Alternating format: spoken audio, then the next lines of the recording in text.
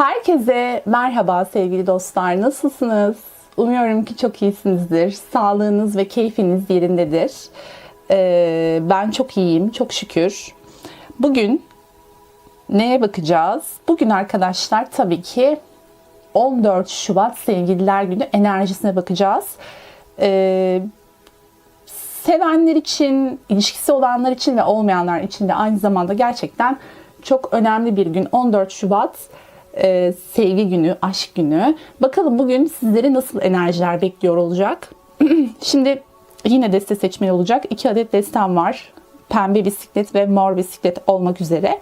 Şöyle göstereyim arkadaşlar. Siz bu iki bisiklet arasında bir seçim yapıp dinleyebilir ya da dilerseniz ikisini de dinleyip kendinize uygun olanları alıp kabul edebilirsiniz.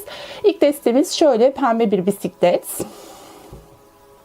Net görünüyordur umarım. İkincisi de şöyle mor bir bisiklet arkadaşlar. Üzerinde mor çiçekleri olan, pembe ve mor çiçekleri olan 2 adet bisikletiniz var. Bunlardan birini seçebilirsiniz. Eğer yaptıysanız ben ilk deste olan pembe bisikletten başlamak istiyorum. Şöyle koyalım. Umarım net bir şekilde de görünüyordur. Evet, şimdi bakalım 14 Şubat Sevgililer gününde sizi bekleyen enerjiler nelermiş?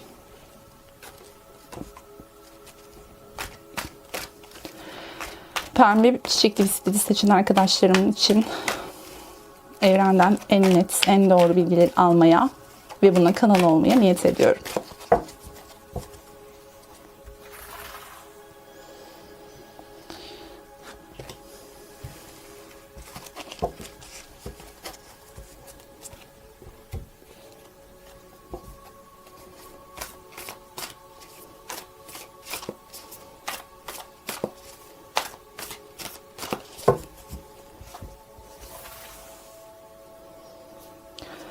İlk gözüme çarpan kartları alıyorum arkadaşlar.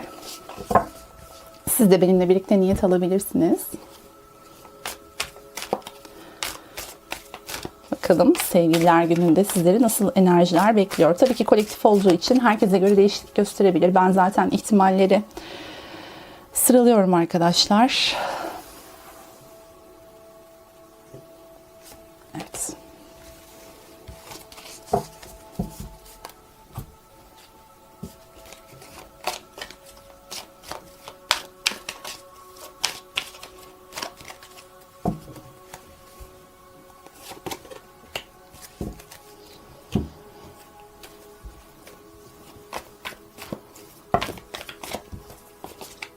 Çok fazla düştü.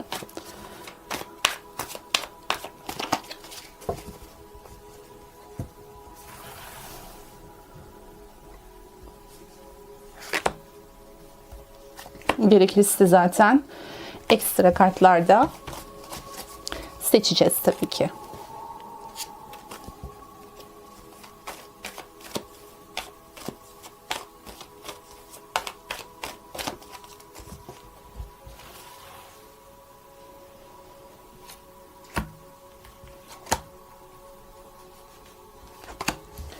Evet.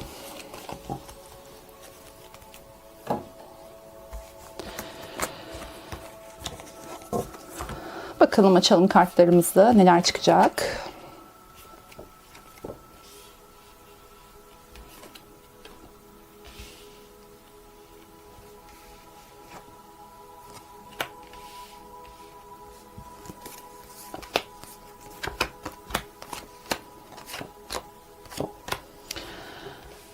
Evet arkadaşlar, hemen başlayalım yorumlarımıza. Şimdi öncelikle şunu söylemek istiyorum. Evet, bu desteği seçen arkadaşlarım aşk hayatlarında ciddi anlamda bir dönüm noktasındalar gibi görünüyor. İster hayatınızda biri olsun ister olmasın arkadaşlar, fark etmez. İster evli olun, ister bekar olun, hangi durumda olursanız olun, genel olarak bu desteği seçen kolektife hitap eden yorum bu olur. Çünkü burada arkadaşlar hem yeni hayat kartıyla hem dönüm noktası kartıyla birlikte sizleri çok yeni bir sayfanın beklediğini, yani bazı döngülerin kapandığını aşk hayatında ve bazı yeni döngülerin, sayfaların açılmaya başladığını görüyoruz. Burada tabii ki gezegenlerin ve astrolojik etkilerin de çok büyük etkisi var. Biliyorsunuz gökyüzünde önemli gelişmeler oluyor. Ben astrolog değilim gerçi. Astrolojiden de çok fazla anlamıyorum ama takip ettiğim kadarıyla arkadaşlar gökyüzünde gerçekten çok önemli hareketler var. Birçok sayfa kapanıp birçok sayfa açılıyor. Yeni sayfalar açılıyor çoğumuzun hayatında. İşte bu desteği seçen arkadaşlarım da aşk hayatında gerçekten şimdi aşk için baktığımız için hani 14 Şubat enerjileriyle baktığımız için aşk hayatında gerçekten ciddi bir dönüm noktasındalar. Şimdi yeni hayat kartı bana 39 numarayla birlikte bu sevgililer günü itibariyle, yani bu sevgililer günü enerjisiyle birlikte diyelim, belki de bugüne kadar hiç yaşamadığınız bir aşk hayatı yaşamaya başlayacağınızı, gerek mevcut ilişkinizde olsun gerek ilişkinizde olmasın, yeni biriyle tanışacak olun, fark etmez. Arkadaşlar bu 14 Şubat'ta olacak diye bir şey demiyorum. Bakın dikkat edin lütfen. 14 Şubat enerjileriyle birlikte, yani 14 Şubat ve onu çevreleyen tarihlerde, onun yakınlarında, örnek veriyorum, İşte birkaç gün öncesi, birkaç gün sonrası fark etmez. Bu enerjilerle birlikte ciddi anlamda yeni bir kapı açılıyor sizin için. Eğer bir ilişkiniz varsa mevcut ilişkinizde yeni bir boyut. Rüzgarın sesini duyuyor musunuz arkadaşlar? Hemen geliyorum. Şu kapıyı sıkıştıralım da ses gelmesin oradan. Korku filmi gibi oluyor çünkü. Çok özür dilerim. Hemen geliyorum.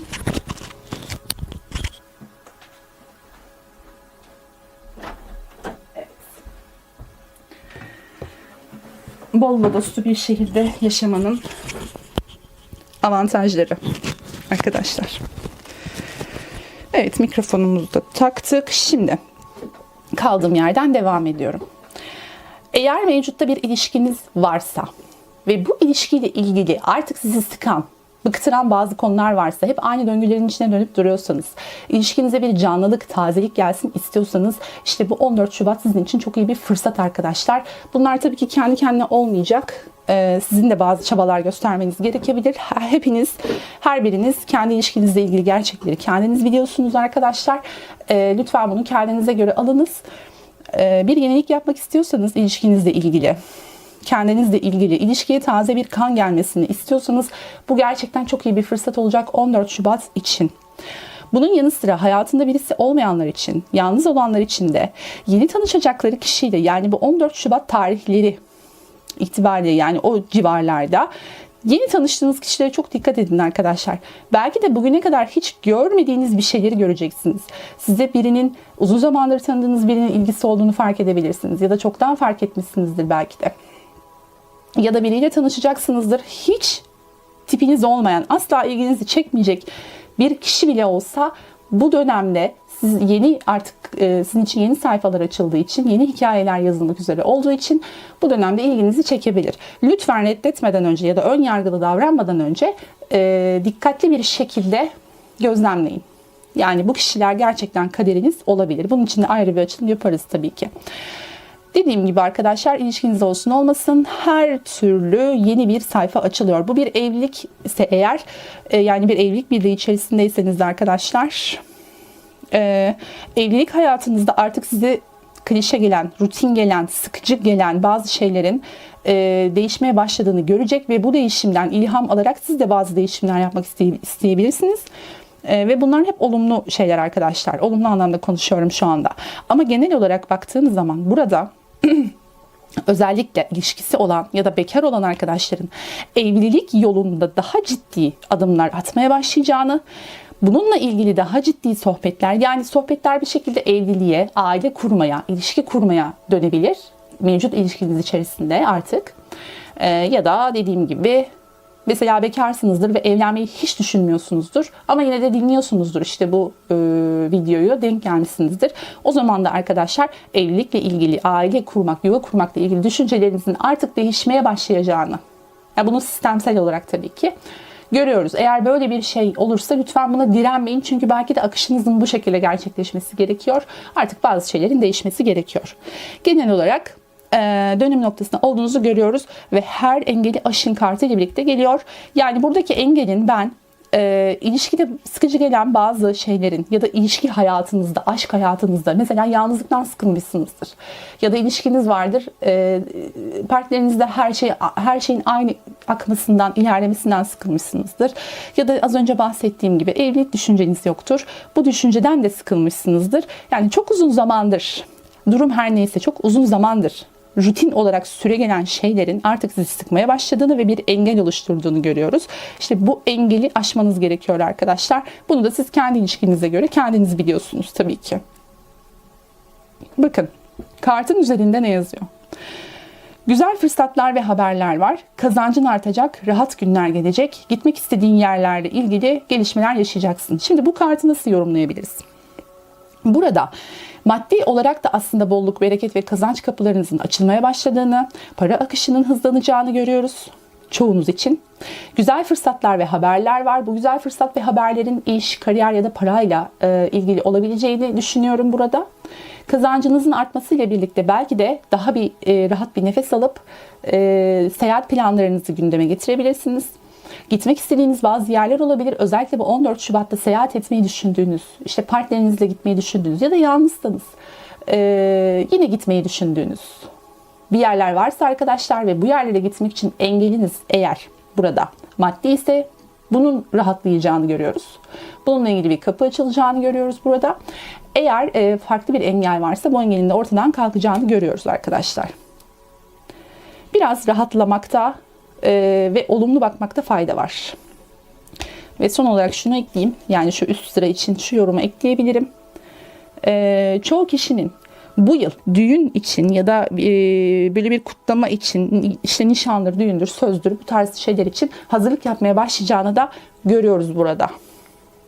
Yani 14 Şubat enerjisi diye baktık ama çok bize çok daha geniş bir pencereden bir yorum yaptırdı bu kartlar. Güzel, çok güzel. Yani dönüm noktası, yeni hayat, engellerinizin aşma konusunu sistemin size desteklemesi ve güzel fırsatlar yakalamanız noktasında çok güzel yorumlar oldu bunlar arkadaşlar. Şimdi burada bakın, ben az önce demiştim her engeli aşın diye bir kart gelmişti. Bakın arkadaşlar, burada bir yılan kartımız var ve bu kılıç şövalyesiyle birlikte geliyor. Bu aralar çok öfkeli, çok hareketli, çok beklentili, çok böyle tez canlı olabilirsiniz. Bir şeylerin hemen olup bitmesini istiyor olabilirsiniz ama bu kendinize zarar verdiğinizi gösteren bir enerji benim için şu anda bu yoruma göre. Bu yılan kartını kendiniz olarak, yani kendiniz derken sizin kendinize ettiğiniz olarak alıyorum. Çünkü buradaki engel bana sanki bu gibi geliyor. Yani siz kendi kendinizin önüne engeller koyuyorsunuz gibi hissediyorum. Biraz rahatlamak gerekiyor burada. Bakın kartın üzerinde diyor ki bencil tutumlar, kin, nefret ve düşmanlık. Bencil tutumlar, kin, nefret ve düşmanlık. Eğer ki böyle bir şey varsa arkadaşlar kendinizi iyi gözlemleyin. Eğer ki kendinizle ilgili böyle bir şey hissediyorsanız lütfen bunları çözmeye çalışın. Bakın bunlar sizin elinizde engel. Bu yaşamak istediğiniz aşk hayatınıza dair, yaşamak istediğiniz güzelliklerin önünde bir engel, bir blokaj. Bencil tutumlar, kin, nefret ve düşmanlık. Siz bunları diyeceksiniz ki bana ben böyle bir şey yapmıyorum aslında ama bana yapılıyor diyorsanız da arkadaşlar karşınızdaki insanların sizin bir aynanız olduğunu ve sizin içinizde olan arketiplerin karşı tarafları aynalandığını, yani insanların size davranış şekillerinin aslında sizin içinizde olan enerjilerden kaynaklandığını bilmelisiniz. Siz bunları kendi içinizde hallettiğinizde karşınızdaki kişilerin kin, nefret ve öfke duygularından sıyrılmaya başladığını ya da size karşı böyle hisseden insanların hayatınızdan kendi kendilerine uzaklaştıklarını göreceksiniz. Lütfen bu konuda dikkatli olalım. Bu kin, nefret ve düşmanlık yüzünden ani hareketler, ani ataklar yapmayalım. Özellikle ilişkilerimize ve partnerlerimize ya da partner adaylarımıza karşı. Siz asla olmaz dediğiniz bir kişiyle ilişki yaşama ihtimaliniz olabilir. Bu kişiden nefret ediyor olabilirsiniz. Düşmanlık besliyor olabilirsiniz. Asla olmaz ya, mümkün değil diyor olabilirsiniz. Yani bir ilişkimiz olamaz diyor olabilirsiniz. Fakat arkadaşlar hayatta olmaz dediğimiz her şey başımıza gelebilir. Bu nedenle de lütfen insanlara karşı ön yargılarımızı indirip daha sakin ve daha ön yargısız bir yaklaşımda bulunmamız bizim faydamıza olacaktır. Çünkü bu durum tamamen sizin kendinize yapıyorsunuz. Burada başka kimseye bir şey olmuyor. Bakın adalet ve kaplumbağa kartı. Ağır işleyen bir süreç. Şimdi siz şunu düşünüyor olabilirsiniz. Ya ben aşk hayatında hiçbir zaman hak ettiğimi bulamadım. Zaten hiçbir 14 Şubat'ta istediğim gibi yaşayamadım. Herkes işte hediyesini alırken, güzel zaman geçirirken, değer gördüğünü hissederken ben bunu hiçbir zaman hissedemedim diyor olabilirsiniz arkadaşlar. Bugüne kadar gerçekten şöyle doya doya keyifli bir 14 Şubat geçirmemiş olabilirsiniz. Bunun 14 Şubat diyorum ama genel olarak alın lütfen ilişki hayatınızda. Hatta belki de bugüne kadar aramızda hiç 14 Şubat'ta sevgilisi olmayanlar bile olabilir. Yani tam o günün öncesinde ayrılma olmuştur, şu olmuştur, bu olmuştur. Bir şekilde 14 Şubat yalnız geçmiştir. Ümitsiz geçmiştir, mutsuz geçmiştir. Şimdi bakın arkadaşlar, bu yavaş ilerleyen bir süreçmiş. Şimdi adalet, eğer burada siz bu durumu yaşıyorsanız ve bunun bir adaletsizlik olduğunu, haksızlık olduğunu düşünüyorsanız, yani yaşayan nasıl yaşıyor, ben de yaşamıyorum, haksızlık bu diye düşünüyorsanız arkadaşlar, işte bu durumun yavaş işleyen bir süreç olduğunu, aslında bazı noktalarda sizin kendinizi engellediğinizi ama bunun yavaş yavaş çözülmeye başladığını, sizin farkındalığınızla birlikte bazı şeylerin yoluna girmeye başlayacağını ve eğer bunu hemen fark ederseniz, bu videoyu ne zaman dinlersiniz bilmiyorum ama arkadaşlar, bunu hemen fark ederseniz çok hızlı bir sürede, belki de 14 Şubat'a kadar bu işlerin çözülüp sizin de şöyle güzel bir sevgililer günü geçirmenizi sağlayabilir diye düşünüyorum. Bugün biraz hızlı konuşuyorum arkadaşlar çünkü enerji hızlı akıyor.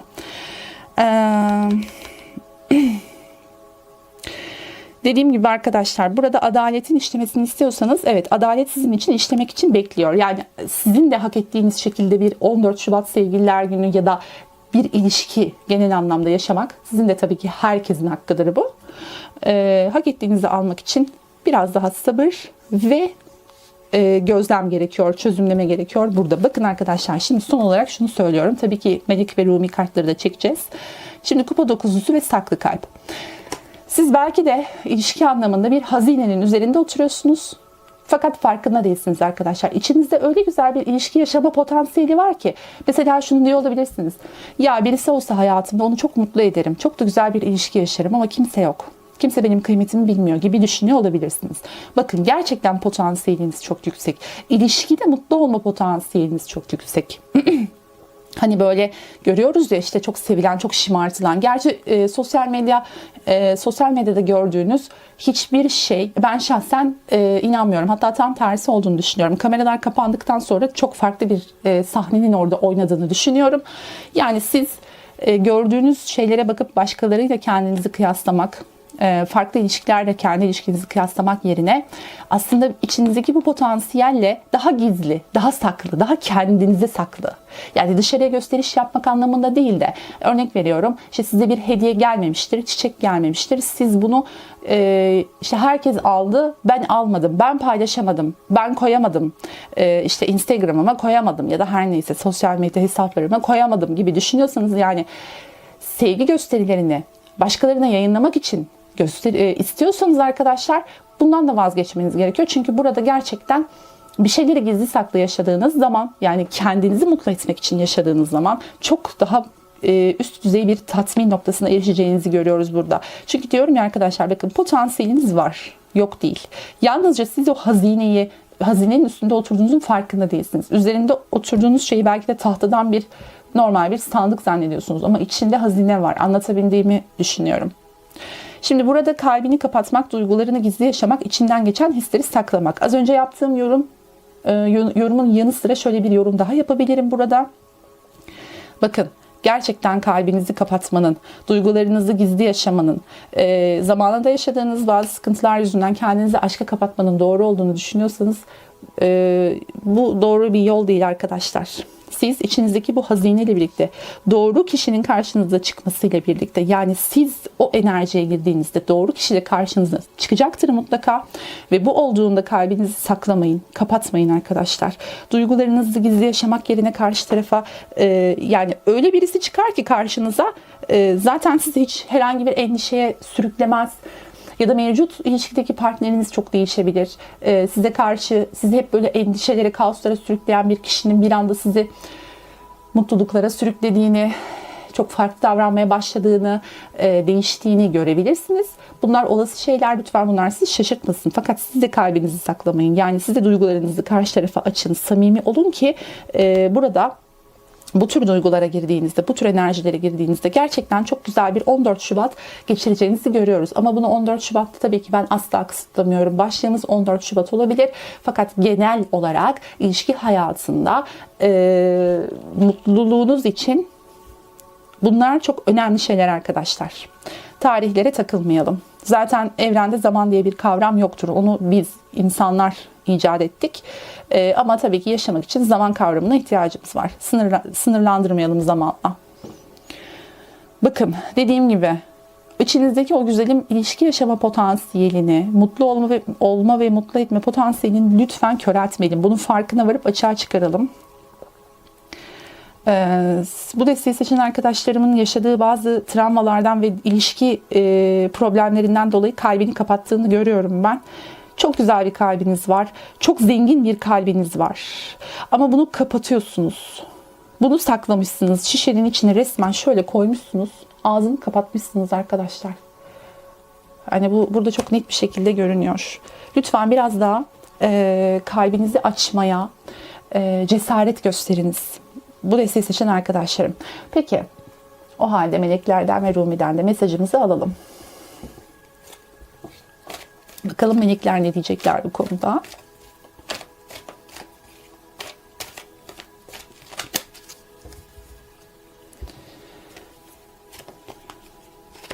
Kabuğunu kır. Evet. Şimdi anlatacağım. Şunu almak istedim ya. Sanki böyle gelmek istedi gibi. Evet. Arkadaşlar şimdi melekleriniz kabuğunu kır diyor. Olduğun kişi ol. Hem kendine hem dünyaya karşı. Artık kendin olma vakti geldi diyor arkadaşlar. Şimdi kabuğunu kır, kabuğunu kır, kabuğunu kır. Hep duyuyoruz sağda solda. Ne demek bu kabuğunu kır?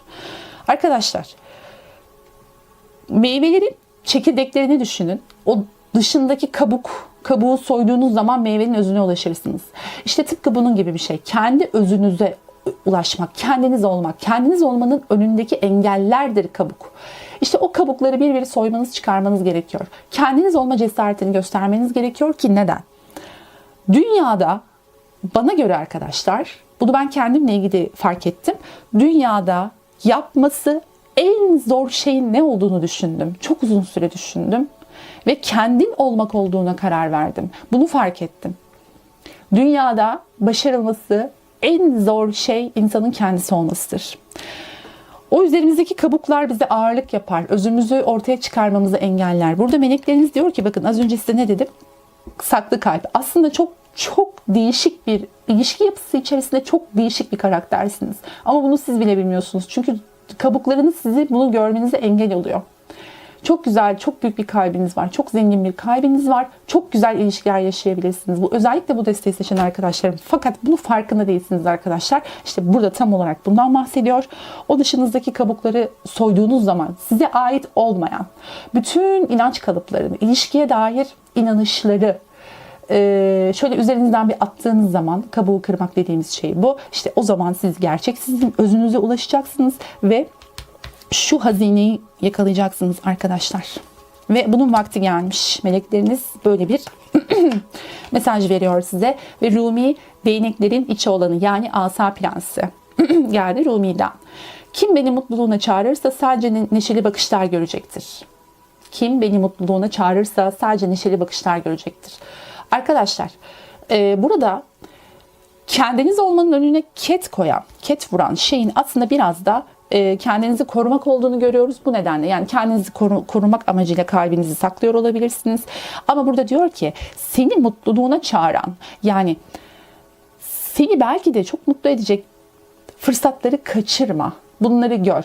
Gerek mevcut ilişkinde olsun, gerekse yeni tanışacağım yani yeni başlama potansiyeli olan bir ilişkide olsun fark etmez arkadaşlar. Lütfen eğer partneriniz varsa partnerinizin kalbine biraz daha yakından bakmanızı, onu biraz daha yakından tanımanızı ve bakış açınızı değiştirmenizi tavsiye ederiz burada. Ve gerçekten belki de sizi mutluluğuna çağıran bir kişi var. Ama siz bunu göremiyorsunuz çünkü kalbinizi kapatıyorsunuz. Bunlar derin çalışmalar arkadaşlar. Kendiniz üzerinde lütfen bundan üşenmeyin, yapın. Bunu bir kere yaptığınız zaman ömür boyu rahat edeceksiniz çünkü. Zaman alan ve zorlayıcı çalışmalar olabilir. Hiç önemli değil. Kendimiz için bunu yapalım arkadaşlar. Bunun yanı sıra eğer hayatınızda bir kişi yoksa da lütfen tanıştığınız insanların kalplerini görmeye çalışın. Bu 14 Şubat için sizlere mesaj, en önemli mesaj bu olsun arkadaşlar. Evet, açılım bu şekildeydi. Umuyorum ki sizler için faydalı bilgiler ve mesajlar akmıştır. Hepinizi çok seviyorum. Kendinize çok iyi bakın. Görüşmek üzere. Hepinize şahane bir sevgililer günü diliyorum arkadaşlar. Hoşçakalın. Evet, ikinci desteği seçen arkadaşlarla devam ediyoruz. Eğer bu mor renkli, mor çiçekli bisikleti seçtiyseniz açılma hemen başlıyoruz arkadaşlar. Bakalım 14 Şubat'ta sizlere bekleyen enerjiler nelermiş?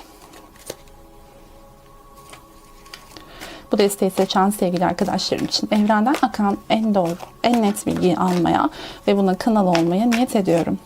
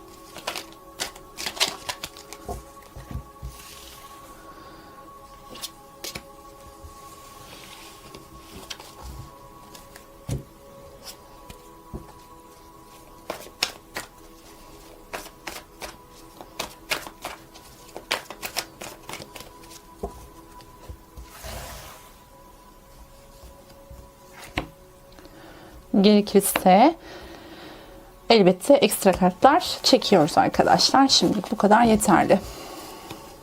Şuradan da çekelim.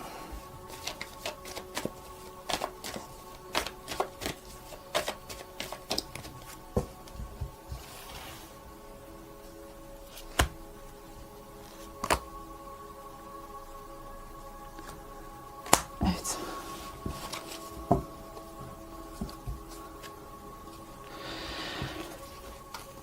Başlayalım bakalım.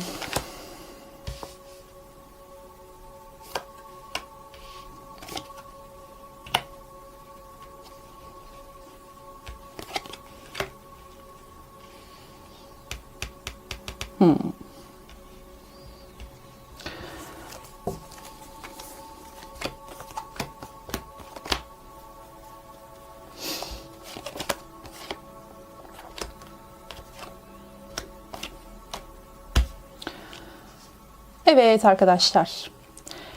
Bu desteği seçen sevgili dostların duyması gereken en önemli mesajın şu anda genel olarak arkadaşlar biraz fazla daldığınızı, yani ilişki yaşantınızda biraz fazla daldığınızı, kendinizi biraz fazla yorduğunuzu, fakat bu yorgunluğun karşılığında da pek bir ilerleme kaydedemediğinizi görüyoruz. Yani siz biraz kendinizi geçmiş ilişkilerde ya da şu andaki mevcut ilişkinizin geçmişinde, fark etmez, geçmişten bugüne kadar olan zaman diliminden bahsediyorum. Eğer şu anda bir ilişkiniz varsa bu ilişkinizin geçmişinden ya da ondan önceki ilişkilerinizden de kalma. Eğer yoksa şu anda bir ilişkiniz, daha önceki ilişkilerin üzerinizde bıraktığı yorgunluklardan, dağınıklıklardan bahsediyorum. Yani siz kendinizi ve hayatınızı dağıtmışsınız. Bir noktada ipin ucunu kaçırmış olabilirsiniz. Denge bozulmuş olabilir. Oradan sonra o noktadan artık orada ne yaşandıysa ya da yaşanması da fark etmez yani. Bir yere kadar gelir, bir yerde böyle bir dağılmaya başlar ya. İşte tam öyle bir şey yaşamışsınız arkadaşlar. Geçmişte gibi görünüyor ve hala şu anda onun etkileri var. Biraz derleyip toparlanmaya ihtiyacınız var. Hem ruhsal olarak hem manevi olarak hem mental olarak arkadaşlar. Hayatınızda dağılan noktalar hangisi ise ilişki hayatınızda etki eden şeyler bunlar. İşte burayı biraz derleyip toparlamanız gerekiyor. Ya kendinize ya da hayatınıza. Artık bilemiyorum. Siz kendinize göre alın orayı lütfen. Fakat burada dediğim gibi kesinlikle bir derleme, toplama şart. Biraz hızlı gitmiş olabilirsiniz. Ya da ileri geri. Yani bir öne bir arkaya, bir ileri bir geri gitmiş olabilirsiniz ama bir yol alamamış olabilirsiniz. Bu ne demek? Çabalamak ama boşuna çabalamak. Yani enerjinizi çok yanlış noktalara akıtmış ya da çok yanlış kişilere akıtmış olabilirsiniz. İlişki içerisinde çok yanlış şeylere emek harcamış olabilirsiniz. Yanlış kişilere ya da yanlış noktalara. Tamam mı? Ve bu sizi gerçekten yani siz yerinizde sayıyorsunuz. Mesela dönüp arkaya baktığınızda çok çaba var, çok emek var. Fakat elinizde hiçbir şey yok. Böyle düşünün arkadaşlar. Ama şunu söyleyelim. Hayatta hiçbir şey boşa gitmez. Bu tabii ki işin biraz daha manevi boyutu. Fakat burada maddi boyutuna baktığımda elinizde elle tutulur, gözle görülür bir şey yok. Bakın burada da diyor ki ruhsal olarak dinlenmelisin. Az önce yaptığım yorumu onaylıyor. Yani siz gerçekten yorgun hisseden bir grup var burada. Bu desteği seçen arkadaşlarımız. Ruhsal olarak dinlenmelisin. Kalabalıktan uzaklaşıp kendine baş başa kalmalısın. Ben açık konuşmak gerekirse çoğu kişinin, bu desteği seçen çoğu arkadaşımızın sevgililer gününü, bu 14 Şubat'ı yalnız geçireceğini düşünüyorum. Ya da öyle olması gerektiğini düşünüyorum. Bakın, sizin kesinlikle bir yalnız kalma ihtiyacınız var. O kadar çok dağılmışsınız ki arkadaşlar, genel konuşuyorum ama çoğunluğa uyacaktır bu yorumum. Uymayanlar lütfen üstüne almasınlar. Ya da farklı diğer desteği dinleyebilirsiniz. Ama bu desteği seçen arkadaşlarım için bu yorgunlukla devam edemezsiniz arkadaşlar. Hayatınızda kimse yoksa, hayatınıza yeni birinin girmesi için, şimdi hayatıma kim gelecek açılımı gibi oldu ama tamam 14 Şubat açılımı yapıyoruz ama arkadaşlar bunlar daha önemli konular olduğunu düşünüyorum. Burada ne çıkıyorsa onu okuyorum ben. 14 Şubat'ta yalnızlık görünüyor evet ama bunun bir sebebi var. Şimdi bu dağınıklıkla devam edemezsiniz yola. Bu dağınıklık ve yorgunlukla eğer ederseniz bir ileri bir geri yerinize sayacaksınız. Yavaş ve istikrarlı adımlarla devam etmelisiniz. Yani bir durmalı, bir sakinleşmeli, hangi noktada olduğunuzu keşfetmeli, dağınıklıklarınızı derleyip toparlamalı, yani kendinizi bir toparlamalı, temizlikse temizlik, hayatından çıkarman gerekenler varsa çıkarmak, ya da bırakman gereken düşünce kalıpları ya da huylar her neyse arkadaşlar, karakteristik özellikler, bunları bırakmak gibi şeylerden bahsediyorum. Bu temizliği yapmalısınız. Yavaşlamalısınız. İşte o zaman arkadaşlar aynı zamanda ruhsal olarak da dinlenmeye de ihtiyacınız var. Biraz kalabalıklardan uzaklaşmalısınız. Belki de son zamanlarda çok fazla kalabalıklara girip çıktınız. Öyle olması gerekti artık bilemiyorum. Burada kesinlikle dinlenmek şart.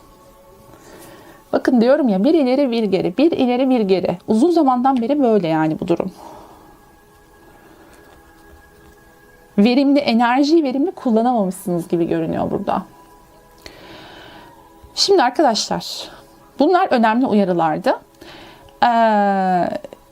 Hızlı giden kaybeder yarışı diye bir söz vardı sanıyorum. Tasavvufta böyle bir öğreti vardı. Evet, hatırladım. Hızlı giden geç kalır. Çok güzel. Hızlı giden geç kalır. O yüzden yavaş, sakin, paniksiz, dinlenerek, dağınıklıklarınızı toparlayarak yolunuza devam etmeniz gerekiyor. Şimdi bu 14 Şubat'ta neden yalnız olduğunuzu düşünün biliyor musunuz arkadaşlar? Burada iki ihtimal var. Üzerinize lütfen kendinize uyanı üzerinize alın. Birinci ihtimal, çoğu kişi şu bahsettiğim şeyleri fark edip ki zaten astrolojik etkilerde bunları fark etmeye çok müsait. Artık bazı şeyler tamamen kapanıyor. Yeni sayfalar açılıyor arkadaşlar. Bu bizim elimizde değil. Plüto gezegeninin bir getirisi diyelim. Artık istesek de istemesek de bu olacak. Son şeylerdeyiz yani. Şimdi burada bu şekilde devam etmekte ısrar eden arkadaşlarımızın sıkıntı çekeceğini görüyoruz.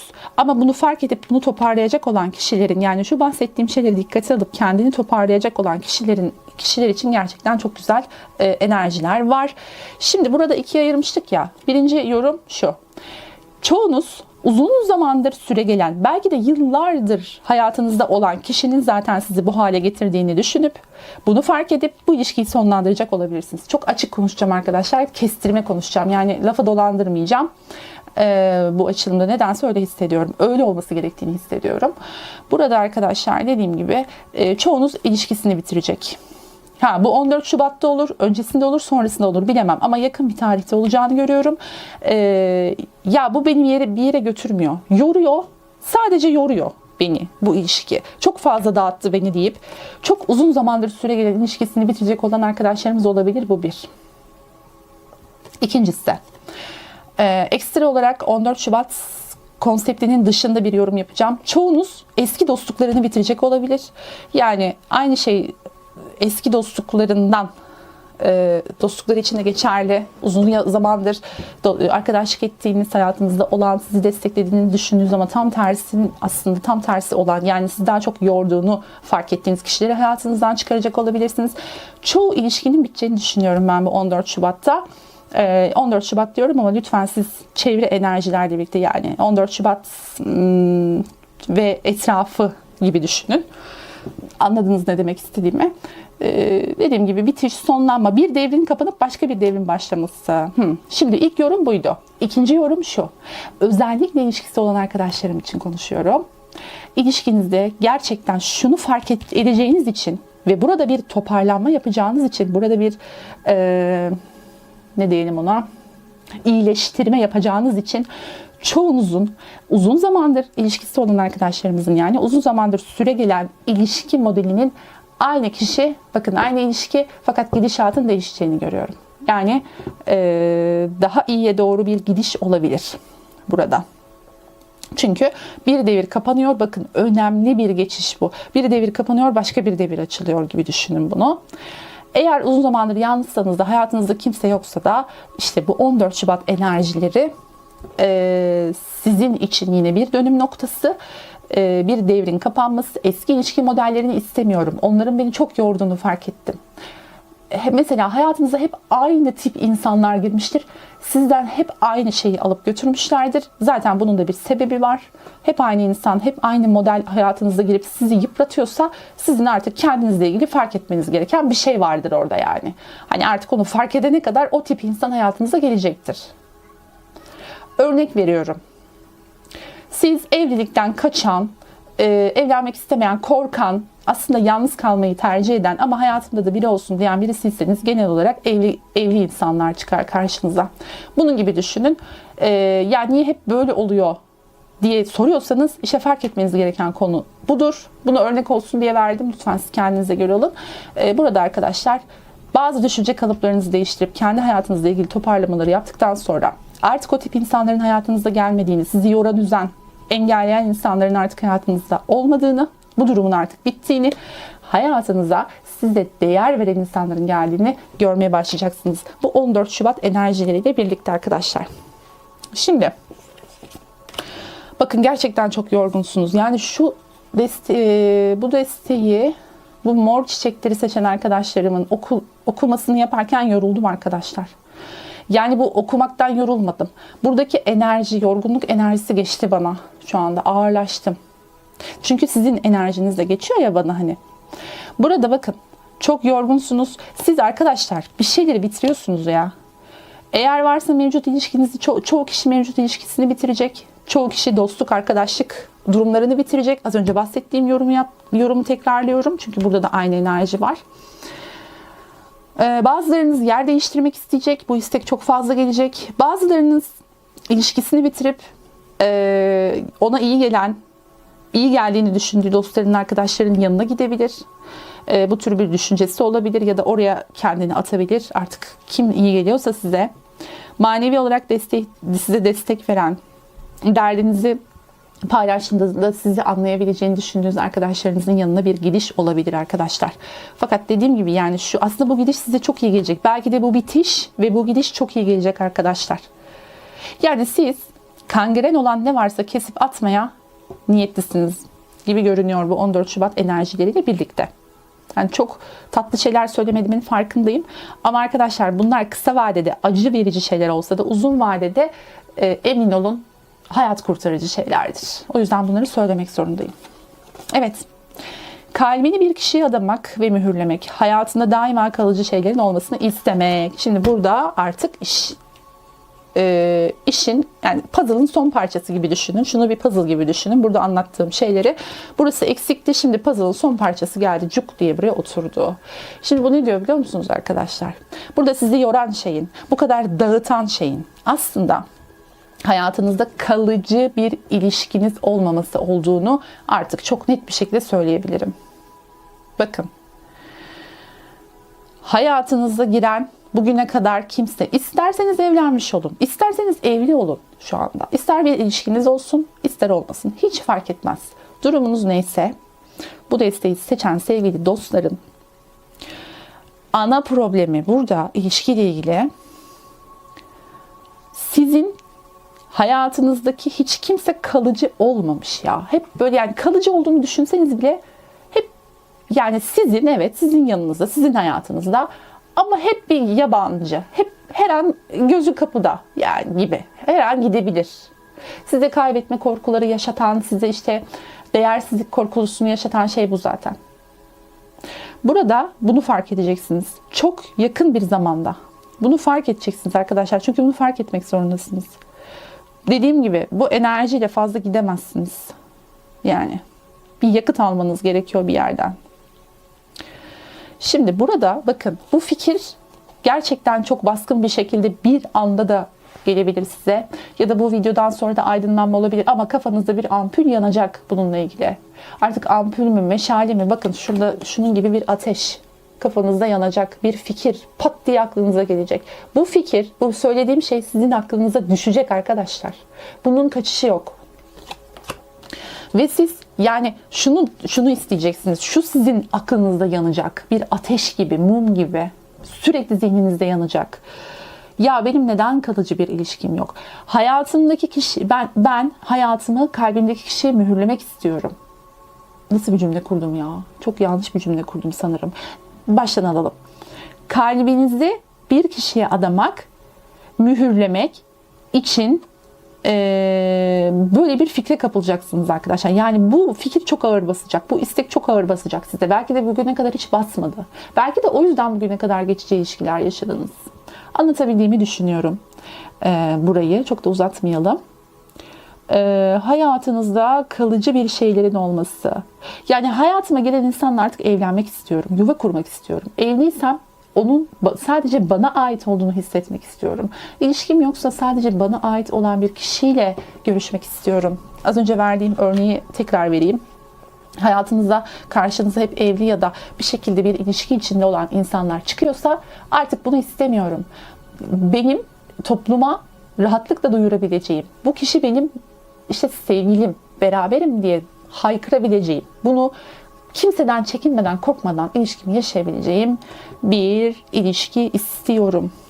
Şey vardı, böyle bir şarkı vardı değil mi? Deli gibi sevecek, ömür boyu sürecek, gözlerimde tütecek bir sevgi istiyorum. Evet, tam olarak şarkınız bu arkadaşlar. 14 Şubat'ta benden size armağan olsun bu. Tabii ki bu mümkün. Çok da önünüz açık. Bakın şansınız var. Yok değil. Şimdi Melek ve Rumi kartları da çekeceğim. Ama lütfen arkadaşlar, lütfen sizlerden rica ediyorum. Hatta sizlere yalvarıyorum. Lütfen bunun farkında olun. Siz hayatınızda kalıcı, sizi mutlu eden güzel bir ilişki yaşamayı hak ediyorsunuz. Bunu hak ettiğinizi lütfen normalleştirin kendinizde. Sizden rica ediyorum. Değerinizi bilin.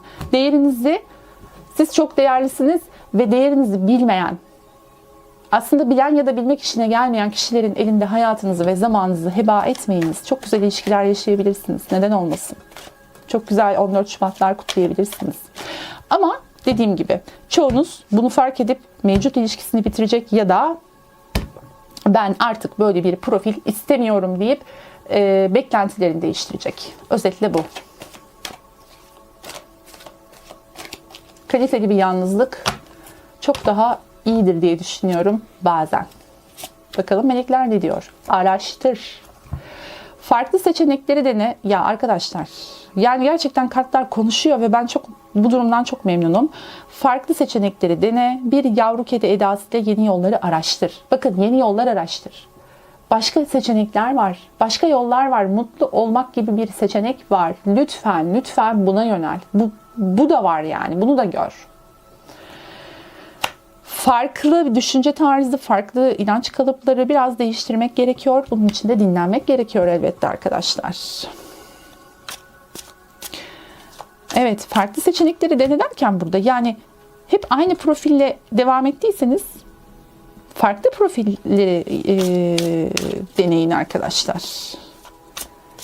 Yani örnek veriyorum, gizemli adamlar hep ilginizi çekmiştir. Sessiz oldukları için onu çözmek için uğraşırsınız. Bir de bakmışsınız ki oho çoktan aşık olmuşsunuz, kaptırmışsınız kendinizi, geri dönemiyorsunuz. Örnek veriyorum arkadaşlar. Yahu niye gizemli bir adamı, tamam gizem ilgi çekicidir ama size açık olmayan, size değerli hissettirmeyen bir adamı niye vaktinizi harcıyorsunuz? Ya da kadına, fark etmez yani. Gizemli olmak ilgi çekmeye başlayınca ıssız adamlar ve ıssız kadınlar prim yapmaya başladı arkadaşlar. Lütfen bunlara prim vermeyelim. Ya da ıssızda oynayan insanlar. Lütfen bunlara prim vermeyelim arkadaşlar. Biraz gerçekçi olmakta fayda var. Kılıç ikilisi geldi Rumi'den. Asıl saflığına ulaştığında Musa ve Firavun huzura erer. Buradaki asıl saflık meselesi bence, yani kılıç ikilisi geliyor arkadaşlar. Asıl saflığına ulaştığında Musa ve Firavun huzura erer. Yani arkadaşlar aslında sizin istediğiniz şey, içten içe istediğiniz şey bu. Yani bugüne kadar karşınıza çıkan profilleri istemiyorsunuz aslında. Çünkü sizi mutsuz ediyorlar ya. Mutsuz olmak istemiyorsunuz. Kim ister? Ama arkadaşlar işte bu farkındalık sizi kurtaracak ilişkilerde. Ve bu 14 Şubat'ta muhtemelen 14 Şubat sonrası gibi düşünüyorum arkadaşlar. Bu enerjiler size çok daha fazla etki edebilir. Lütfen kendinizi gözlemleyin. Ve bunun farkında olun. Farkında olduğunuz zaman lütfen bunun üstüne düşün. Sizin için çok çok faydalı olacağını düşünüyorum arkadaşlar. Umuyorum ki sizler için güzel mesajlar akmıştır. Hepinizi çok seviyorum arkadaşlar. Kendinize çok iyi bakın. Bir sonraki açılımda görüşmek üzere. Hoşça kalın. Aşkla kalın. Like and subscribe.